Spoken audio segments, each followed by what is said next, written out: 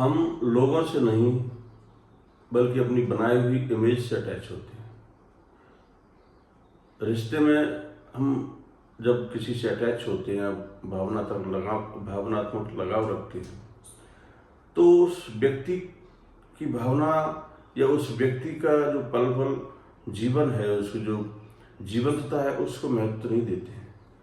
हम एक इमेज अपने मस्तिष्क में बना लेते हैं, एक छवि बना लेते हैं कि हमें इस फला व्यक्ति से इस प्रकार के सुख चाहिए, इस प्रकार के मानसिक सुख और मानसिक खुशी चाहिए, और वो खुशी की इमेज हम उससे हमेशा उम्मीद करते हैं, एक्सपेक्ट करते हैं।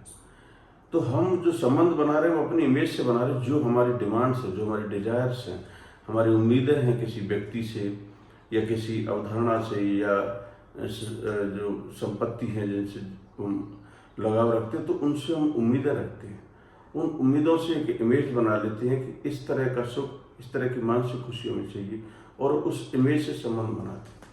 इमेज मटेरियल होती है, वो फिक्स रहती है, लेकिन जिससे आपने संबंध बनाया वो व्यक्ति तो जीवंत है, वो चलायमान है, वो बदलते रहते हैं समय परिस्थिति के अनुसार, लेकिन हम अपने मस्तिष्क में एक फिक्स इमेज बनाए रहते हैं।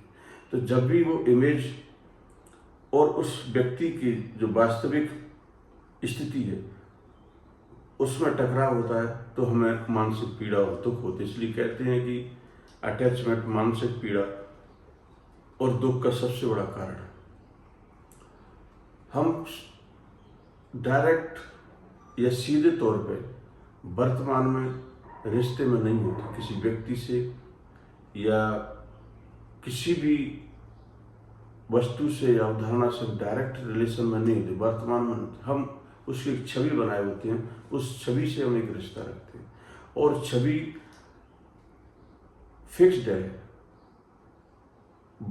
हमारे पास्ट में सोची हुई हमारे नॉलेज, हमारे एक्सपीरियंस, हमारी जो कमियां थी, उनके आधार पर जो उत्पन्न ड्राइव और डिजायर्स थी, उसके आधार पर बनी रहती, और उस छवि की पूर्ति की खोज हम उन संबंधों में हमेशा तलाशते रहते हैं। और जब ये नहीं पूर्ति हो पाती है, जब संबंधों में बदलाव आते हैं, या जो चलायमान है जैसे व्यक्ति है, जीवंतता है, उनके अंदर जब बदलाव आते हैं, तो ये छवि और उसका सब टकराव होता है। यही सबसे बड़े दुख का कारण होता है, और फिर हम अटैचमेंट से या संबंधों से दूर भागने का प्रयास करते हैं, और फिर अटैचमेंट से कैसे भागते हैं, कैसे दूर होते हैं, उसके लिए कई प्रयास हम करते हैं।